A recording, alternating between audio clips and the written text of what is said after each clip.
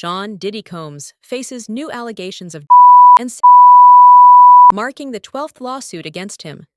The latest accuser, referred to as Jane Doe, claims over 4 years, including being pressured to have an abortion after becoming pregnant. Combs, currently in federal custody for racketeering and charges, denies all accusations of criminal wrongdoing. This follows a string of allegations, including a previous lawsuit by ex-girlfriend Cassie Ventura, which was settled last year. I'm never gonna get any goddamn sleep or rest. Diddy has a new lawsuit where he allegedly ugged and assaulted a woman and got her pregnant, allegedly. A Jane Doe claims that Diddy allegedly assaulted her over a 4-year span, which one of those encounters resulted in her getting pregnant, but she ended up suffering a miscarriage. The anonymous woman is being represented by Joseph Sisico. I hope I said that name right. Jane Doe allegedly met Diddy overseas in the fall of 2020 and was invited to join the rapper on an all-expense-paid trip. Jane Doe alleges that she met Diddy between 2021 and 2022, where her team set up those dates to meet him in Los Angeles, New York, and Miami, and other various locations, but wanted to put a disclaimer that she did not travel on her own. She traveled because she was coerced and threatened and harassed to move willingly for Diddy. It alleged that Diddy's drivers would randomly show up at her house, waiting for her to get in the car so she could go see Diddy, but she ain't called for them. The woman alleges that Diddy also allegedly spiked her beverages and forced her to do his bidding. Says she sustained physical energies from her encounters with Diddy, including one during spring of 2022 with a visit where she says she was left with purple bruises and bite. I'm not a lawyer, but there is a brand new Diddy lawsuit. And this one, y'all. First of all, let's start with the trigger warning that is listed on the front page of the lawsuit. It says that this document contains highly graphic information of a nature, including SA. Additionally, there are graphic images of the aftermath of a situation, redacted images of intercourse, redacted images of minors, workers, more workers, details of trafficking, and the illegal distribution of weapons and some other stuff. Now listen, I'm definitely not including anything about any minors, anything that's too graphic. I'm not playing those games. But since I did read the lawsuit, let me attempt to give you a recap of some of what's being alleged. The lawsuit was filed by a man named Rodney Jones, who, according to the suit, is a musical prodigy.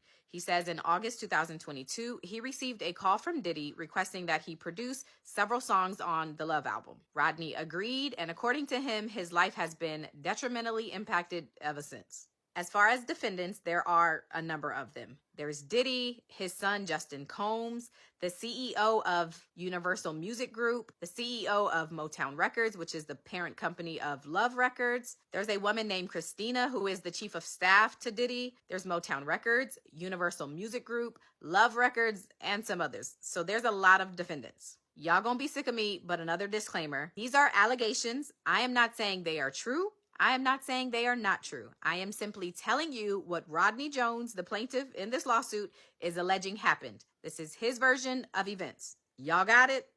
Here we go.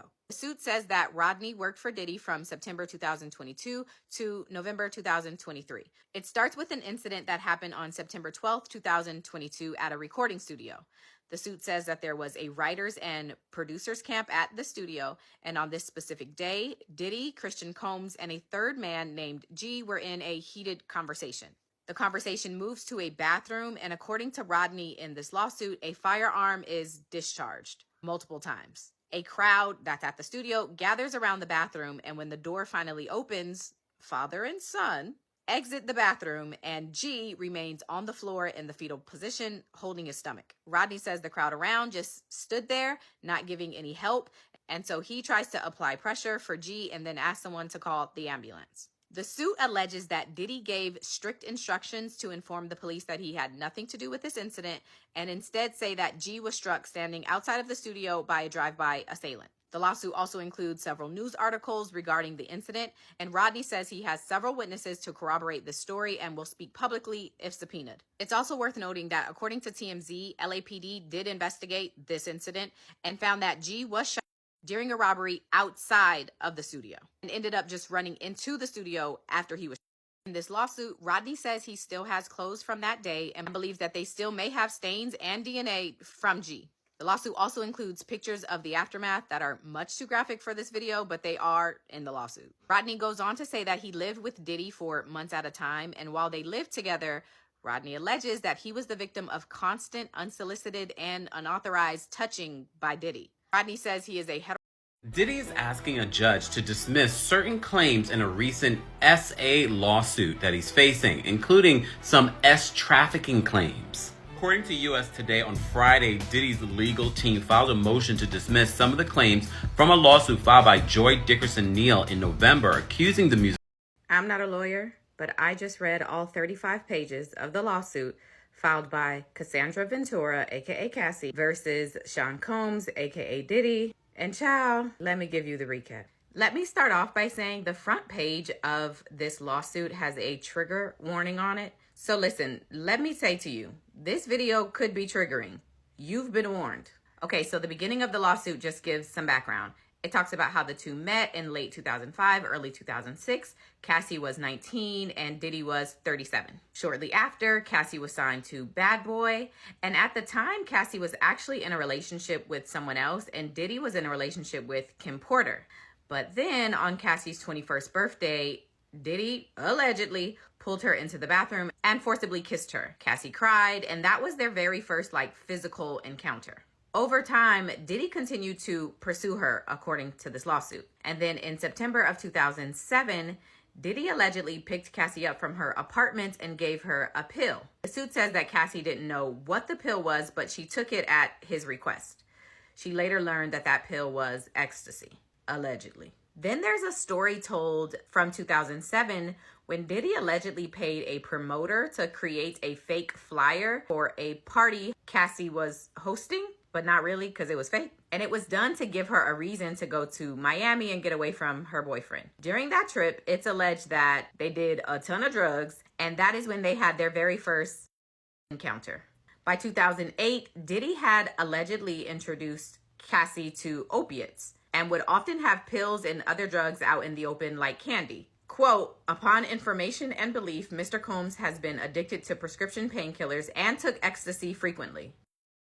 The suit also alleges that Cassie's medical records were being sent directly to Diddy's email address. For instance, the suit says when Cassie was experiencing some memory loss, potentially due to excessive drug use and or head injuries caused by Diddy's alleged beatings, her MRI results were provided directly to Diddy. Somebody call HIPAA. By this point in the relationship, according to the doc, the dynamic between the two had been established and continued to be reinforced.